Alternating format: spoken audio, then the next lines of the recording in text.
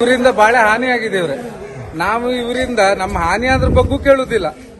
ಸಣ್ಣ ಸಣ್ಣ ಬಡ ಮೀನುಗಾರರಿಗೆ ಅಲ್ಲಿ ಇಲ್ಲಿ ಬಹಳ ಇವರಿಂದ ಉಪದ್ರ ಆಗದೆ. ಬಹಳ ಸಣ್ಣ ಸಣ್ಣ ಮೀನೆಲ್ಲ ಕೊಂದು ತೆಗದಾರೆ ಇವರು. ಹಾಗಾಗಿ ಇವ್ರಿಗೆ ಫೈನ್ ಹಾಕ್ಬೇಕು. ನಮ್ಗಾತ ಬಹಳ ನಷ್ಟ ಇದು. ಒಂದೊಂದು ಬೋಟಿಗೆ 10 ಲಕ್ಷ ರೂಪಾಯಿ ಫೈನ್ ಹಾಕ್ಬೇಕು. ಆಫೀಸ್ ಲೆವೆಲಿಂದ ಅವ್ರಿಗೆ ಏನೋ ಹಾಕ್ತಾರೆ ಬಿಡ್ತಾರೆ. ನಮ್ಗೆ ಆಫೀಸ್ ಲೆವೆಲ್ ರೂಲ್ಸ್ ಗೊತ್ತಾಗೋದೇ ಏನು ಗೊತ್ತಾಗೋದಿಲ್ಲ. ನಾವು 24 ಗಂಟೆ ನೀರಾಗಿರ್ತರು, 1-2 ತಾಸು ಮನೆಗೆ ಇರ್ತಾರೆ ಬಿಟ್ಟರೆ ದಿನಕ್ಕೆ. ಸುಮಾರು 2 ವರ್ಷದಿಂದ ಈ ದೊಡ್ಡ ದೊಡ್ಡ ಬೋಟ್ಗಳು ಈ ಕರೆಯಲ್ಲಿ ಬಂದು ಫಿಶಿಂಗ್ ಮಾಡ್ತಾ ಇದ್ದಾರೆ.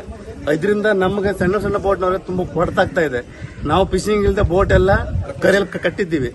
ಅದಕ್ಕೋಸ್ಕರ ನಾವು ಅವರನ್ನ ಇವತ್ತು ಇದು ಮಾಡ್ಬೇಕು ಅಂತೇಳಿ ನಾವು ಬೋಟ್ ಹೋಗಿ ಅವರನ್ನ ತಗೊಬಂದಿದ್ದೀವಿ. ಇದಕ್ಕೆ ಸಂಬಂಧಪಟ್ಟ ಇಲಾಖೆ ಆಗಲಿ, ಸಂಬಂಧಪಟ್ಟ ಶಾಸಕರಾಗ್ಲಿ, ಯಾರೇ ಆಗಲಿ, ಇದು ನಮ್ಗೆ ಒಂದು ಪರಿಹಾರ ಕೊಡಬೇಕು. ಪರಿಹಾರ ಅಂತ ಹೇಳ್ಬಿಟ್ರೆ ನಮ್ಗೆ ಅಂದ್ರೆ ನ್ಯಾಯ ಸಿಗ್ಬೇಕು. ಅಧಿಕಾರಿಗಳಿಗೆ ಕರೆದಿದ್ದೀವಿ ನಾವು. ಇಲ್ಲಿ ಯಾರು ಹೇಳಿದ್ರಿ? ರವಿ ಸರ್ ಹೇಳಿದ್ದೀವಿ. ಬಂದಿದ್ರು ಅವರು, ಮಾತಾಡ್ತಾ ಇದ್ದಾರೆ. ಅವರು ಬೋಟ್ ಓನರ್ ಬರ್ತಾ ಇದಾರೆ ಅಂತ ಹೇಳ್ತಾ ಇದಾರೆ. ಇನ್ನೂ ಬಂದಿಲ್ಲ.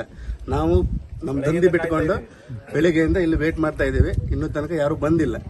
ನಮ್ಗೆ ಇದ್ರ ಬಗ್ಗೆ ಬೇಗ ಏನಂತೇಳಿ. ನೀವು ಎಷ್ಟು ಗಂಟೆಗೆ ಅಲ್ಲಿ ಸಮುದ್ರದಲ್ಲಿ ಇದು ಮಾಡಿದ್ರಿ? ನಾವು 5:30 ಈಗ ಇನ್ನುವರೆಗೂ ಅಕಸ್ಮಾತ್ ಅವರು ಅಧಿಕಾರಿಗಳು ಯಾವ್ದು ಕ್ರಮ ಕೈಗೊಳ್ಳದೆ ಹೋದ್ರೆ? ಅಧಿಕಾರಿಗಳು ಯಾರ ಕ್ರಮ ಕೈಗೊಳ್ಳದೆ ಹೋದ್ರೆ ಮುಂದಿನ ಅನಾಹುತಕ್ಕೆ ಅಧಿಕಾರಿಗಳ ನೇರ ಹೊಣೆ. ಕರಾವಳಿ ಕಾವಲು ಪಡೆಗೆ ಈ ವಿಷಯ ಮುಟ್ಟಿಸಿದ್ದೀವಿ.